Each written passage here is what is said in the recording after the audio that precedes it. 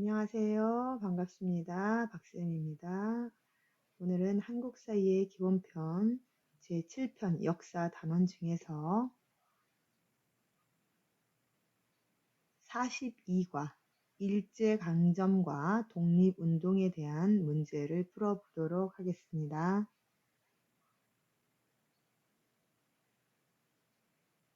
1번 흥선대원군에 대한 설명으로 옳은 것을 보기에서 옳게 고른 것을 고르세요. 자, 흥선대원군이 누구라고 얘기했죠? 기억나나요? 네. 고종의 아버지다. 고종의 아버지면 왕이죠. 근데 이 사람은 왕은 아니고 지금 그래서 대원군이라고 불렀다. 기억납니다. 그래서 고종이 어린 나이에 왕에 올라서 아버지가 대신 정치를 했다. 이 얘기예요. 한번 볼게요. 수원화성을 건설하였다. 누구였죠? 정조 임금이었습니다. 다음 경복궁을 다시 재건하였다. 재건은 다시 건축하다. 이 소리예요. 맞아요. 흥선대원군이 경복궁을 다시 건축했습니다. 재건했습니다. 다음 일본과 강화도 조약을 체결하였다. 일단 강화도 조약 중요합니다. 한국이 한국이라고 할까요? 조선인가 한국이 최초로 맺은 조약이 강화도 조약인데요. 일본과 처음으로 맺었습니다. 그러나 불평등 조약이다. 평등하지 못하다. 그럼 어디에죠?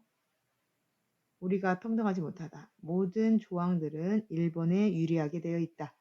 그래서 강화도 조약은요. 흥선대원군이 물러난 이후 흥선대원군 시대가 아니라요. 흥선대원군이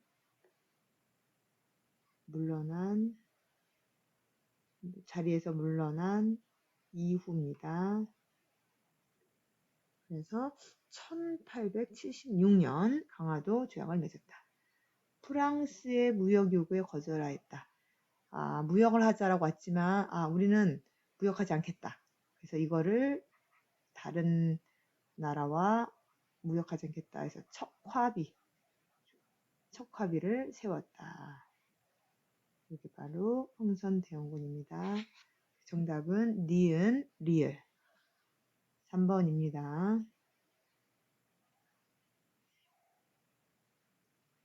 2번 다음 문화유산을 건립한 단체에 대한 설명으로 옳은 것은 자, 요 그림 요건 서울에 있는데요. 이게 뭐냐면 독립문이라는 거예요. 그럼 독립문을 만들었다. 어느 단체가? 그렇죠. 독립을 위해서 독립협회라는 단체. 독립협회가 독립문을 만들었다고. 독립운동가. 독립 어떤 뜻인지 알죠? 자, 탕평책을 실시했다. 누굴까요? 조선 전기와 후기 중에 기억할 왕 중에 하나 있네요. 네, 정조입니다. 그다음에 만민공동회를 개최했다. 네, 독립협회에서 하는 거 맞고요. 전국 각지에 척합의를 세웠다. 방금 전에 누구라 했죠? 흥선대원군입니다. 경국대전이란 법전을 세웠다. 조선 전기왕 기억하라 그랬죠? 누구죠? 성종입니다. 여기서 독립협회에서 한 일, 만민공동회를 열었다.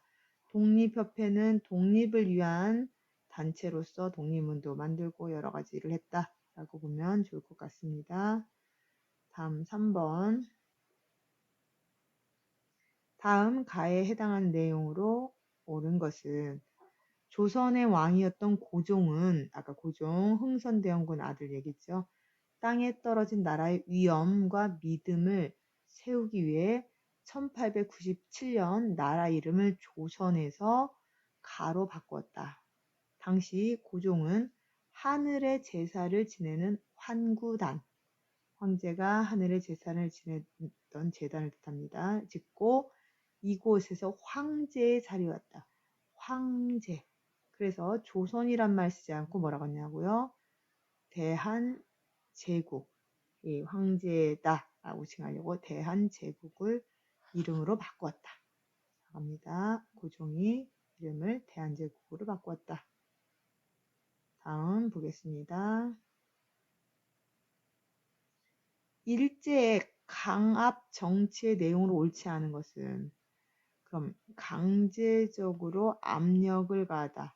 하지마. 뭐 이런 거 있죠. 뭐뭐 해. 이런 것처럼 강압 정치를 했는데 그게 아닌 것은, 동학농민운동이 전개됐다. 동학농민은 우리가 한 거예요. 우리가 한 거죠. 자, 토지 조사 사업을 실시하여 신고하지 않는 토지를 몰수하다. 어려운 단어죠. 이거 빼앗았다 이런 뜻입니다. 네, 이거 조선이 강제로 성취한 거 맞습니다. 한국인들이 일으킨 3.1 운동을 무력, 힘으로 사용해서 탄압했다. 괴롭혔다. 이런 뜻입니다. 좀 어려운 단어 많이 나오죠? 맞습니다. 일본의 부족한 쌀을 해결하기 위해 우리나라죠. 한반도에 산리, 증식 계획을 실시하였다. 네, 맞습니다. 일본이 지금 토지조사 사업을 해서 토지를 신고하지 않는 사람은 그냥 땅을 빼앗아서 일본인 이름으로 토지 주인을 다 바꿔놨어요. 예전에는 글자를 모르거나 이거 신고하는지 모르는 땅들 많았겠죠. 그런데 땅이 한국 땅이고 주인이 있는데 남의 땅에다 측량을 합니다. 여기 토지 조사 사업을 했고요. 3.1 운동을 탄압했고요. 또한 그 한국에 있는 쌀, 그죠? 농사를 진 것을 어떻게 했죠? 일본으로 가져갔다. 지금 했고요. 그럼 옳지 않은 것은 1번입니다. 다음 가에 들어갈 내용으로 옳은 것은, 청년들을 강제로 끌고 가서 공장이나 탄광에서 일을 시켰으며 전쟁터로 병사를 참전시켰다. 뿐만 아니라 일부 여성들을 속이거나 강제로 끌고 가서 가해 끔찍한 생활을 하게 하였다. 자, 그럼 징용이라는 것은 무슨 뜻이냐면 이거예요. 청년들을 강제로 끌고 가서 공장 같은 데 가서 일을 시키는 거를 징용이라고 합니다. 이걸 징용. 이거는 강제로 끌고 가서 어떻게 한다? 강제 노동을 시켰다. 이런 거고요. 또한 징병, 병이죠. 군인. 그럼 이것도 강제로 끌고 가서 전쟁터의 군인으로 삼았다. 그러니까 강제 병역을 시켰다. 이렇게 보고요.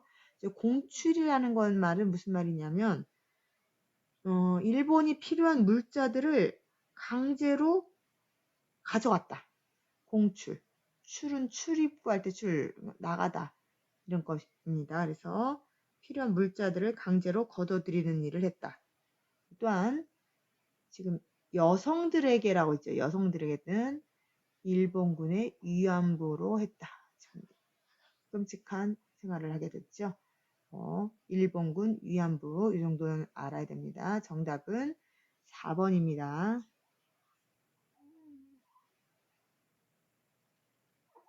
밑줄 친 그에 해당하는 인물로 옳은 것은, 대한민국 임시정부의 김구는 한인애국단을 조직하였다. 한인애국단원이었던 그는 상하이 홍코우 공원에서 일본 왕의 생일을 기념하는 행사장에서 폭탄을 던지는 의거를 실행했다. 대한민국 임시정부 김구 나왔고요. 여기는 한국 사람들이 사랑하는 그 한인애국단이라는 조직을 만들어서 독립운동을 했다라고 봅니다. 자, 여기 중에서 홍코우 공원에서 폭탄을 던져서 의거라는 것은 의롭게 서거는 죽었다 이런 뜻이에요. 그냥 죽은 게 아니라 의롭게 죽었다를 의거라고 합니다. 이 사람은 바로 윤봉길입니다. 윤봉길이 27인가요? 28인가요?